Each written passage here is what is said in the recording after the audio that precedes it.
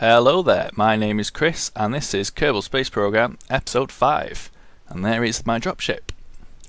I will be docking that onto the station. As you can see, this video is running in 4 times speed and I'm adding this narration on afterwards because otherwise this video would be very long, because this is a very long mission and I didn't want to cut or edit out too much footage because it was all quite important. So there you go, I docked in lightning speed. Blink and you miss it almost. Well, yeah, really do blink and you miss it. Everything is already lined up for my Duna burn. I think I'm slightly off, which is why it takes a little bit of fiddling about to get it perfectly sorted. But I'm close enough to actually get an intercept, so that's not a problem. It's the engines I have are pretty good, but the ship is enormous, so I do need to make 2 passes around the planet. So the first pass with the burn is here. I think I throw out my orbit to a couple of million kilometers.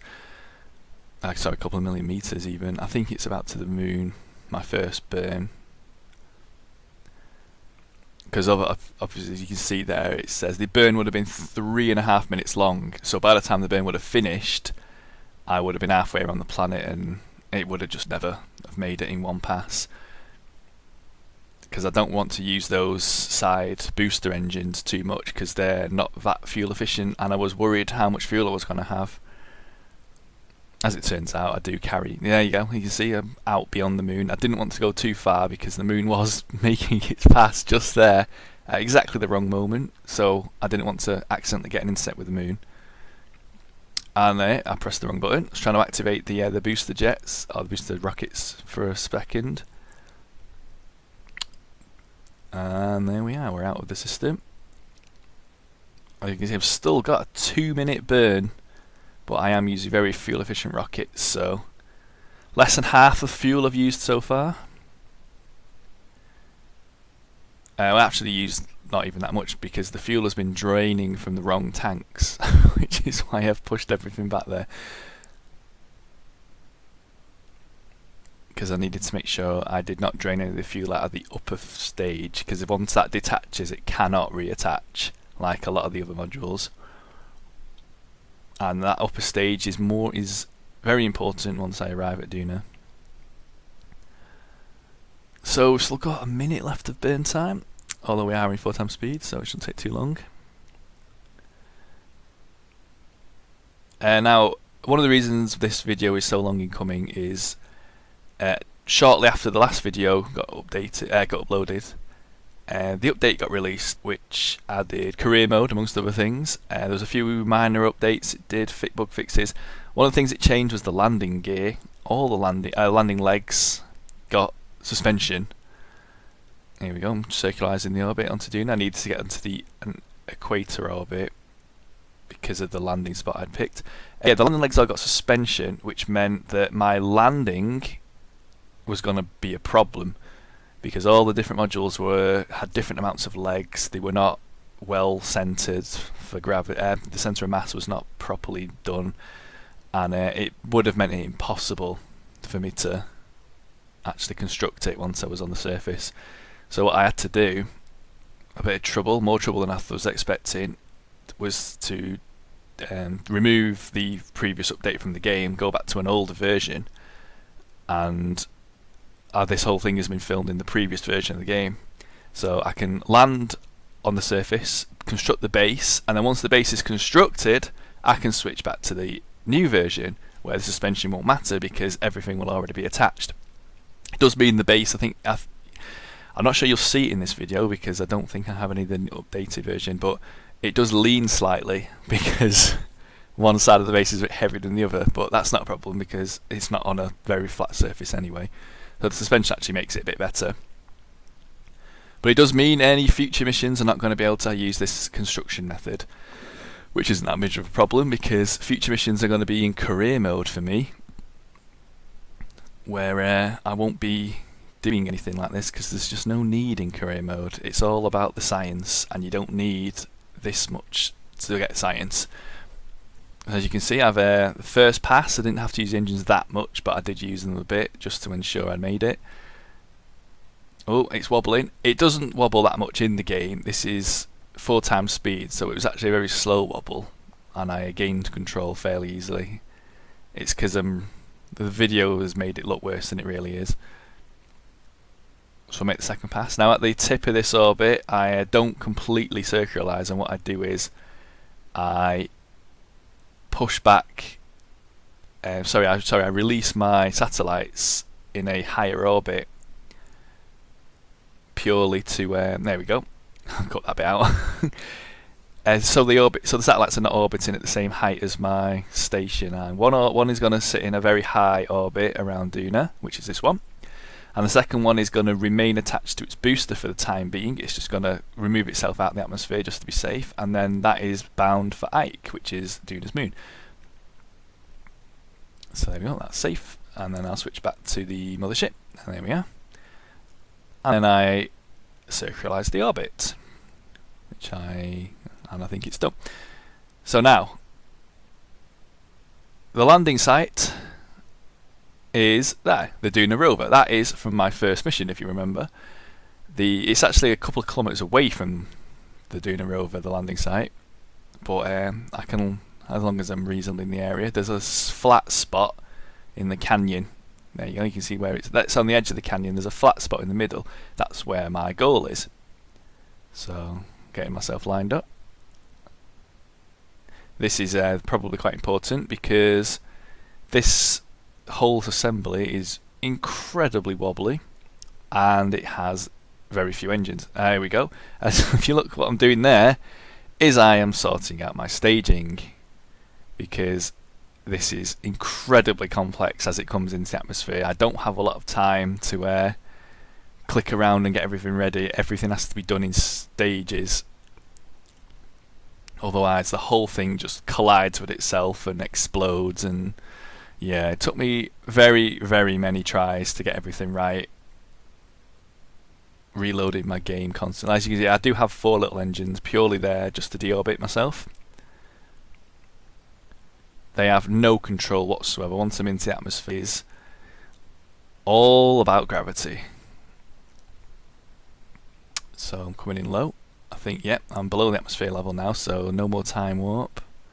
This is one of the reasons why I've increased the speed of this video. Otherwise, you'd have been here for hours watching me here.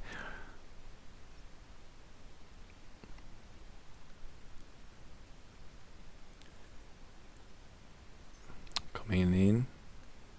Was burning there, and I think at the last minute I just use all the rest of my fuel up to lighten myself up and slow myself down as much as possible. Legs out. That's one thing. That's another mistake I made in another attempt. It's very hard to quickly switch between them all and lower the legs once they've detached. And we're back to normal speed. So, running in real time now. As you can see, it is not running at the best frame rate in the world. There is still about 200 or so parts in that ship, and it is very wobbly, so it's causing quite a lot of lag even on my computer. All the parachutes, I think there's about 30 odd parachutes there, and you'll see I think I'll do it. Yeah, there's the target where my mouse is circling. It's that darker spot which my rover is sat on the edge of. Obviously I'm low now, so the parachutes are really gripping. I'm still burning the engines, as you can see, using the last bit of fuel up and getting my speed as low as possible, because very soon the chutes are going to open, and if you're going too quick they will just tear the whole thing apart. But before they open, the fuel is gone. And there it goes. Everything detaches, everything's wobbling around, it's flying all over the place. That is completely intentional. The only pieces that are not designed to land are those 4 legs and that one, which you'll see all go flying down to the surface of the planet. You can see all the different weight variables and the amount of parachutes are affecting how quick everything lands. As long as you stay within a couple of kilometres of each other, nothing despawns. And I found the last thing you should do here is switch between ships, because things despawn in the atmosphere very easily. And as you can also see, that module is ridiculously unbalanced. I thought it was balanced, but unbeknownst to me, fuel has weight, which, you know, pretty obvious when you think about it. But because I used all the fuel up, the end with the fuel tank is not as heavy as it was when I built it. You can see lovely formation landing there. If you look, I'm actually coming down on the side of a slight hill. It's not very bad, but it's a hill nonetheless, which is not the greatest place to build my base. All coming down, saving screenshots. As you can see, I'm playing it in Steam. That's one of the reasons it was very difficult to remove patches. Obviously, people who still use it from the website can just keep their old versions of the game. I think I switched over to Steam not long after it was enabled, so I basically get to play either 0.22 or I think it's 0.16, the last version I have. And we have landed, and there. Oh, quick wobble, and we're down. All 6 pieces down on the ground. It will very soon be 7. Switching around, everything is working. Open the panels. That's important. And we are coming towards the end of the video now. I'm going to construct it. It takes a long time to construct this. And one of the reasons is I figure out, you'll see, I think I put this one on just to show how it works.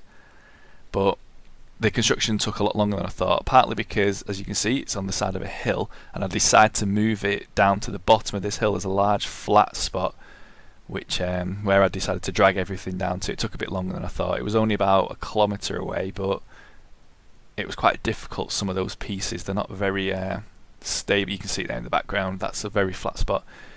The piece is not very stable attached to the rover. This first piece is, because it's got struts holding it in, but all the other pieces are just relying on the SCS modules.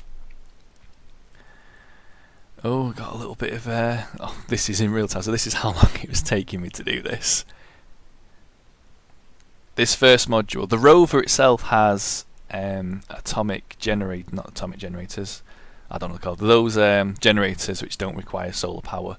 So that's the only piece that doesn't require solar power. Everything else does, but that main module which I'm attaching to now has enormous battery packs on it, which easily lasts through the night, even with all the lights running and everything like that.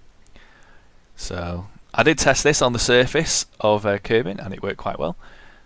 It should work better here because there's less gravity and less atmosphere. Well, the atmosphere doesn't affect so much, but the gravity will, because it means I can shuffle it about a lot easier. Yep, brakes on, raise the gear. As you can see, I'm not exactly centered, but that's not a problem. I figured that just by wobbling the wheels about, it actually gives me enough. The wheels are not touching the ground there, I should point out, but just by wobbling them about, there you go, it wobbles me enough to attach. The base is getting bigger. Now I have to repeat that 4 more times for those 4 extra modules, but that is going to take a while because then I decide to bring him down the hill, so I detach everything and drag it all back down. So I'm going to end the video here. The next video will be the last video. That will be everything being attached, and then finally what the base looks like in the latest version of the game. So likes and subscribes would be very much appreciated. This was Kerbal Space Program, and my name was Chris, and I thank you until next time. Goodbye.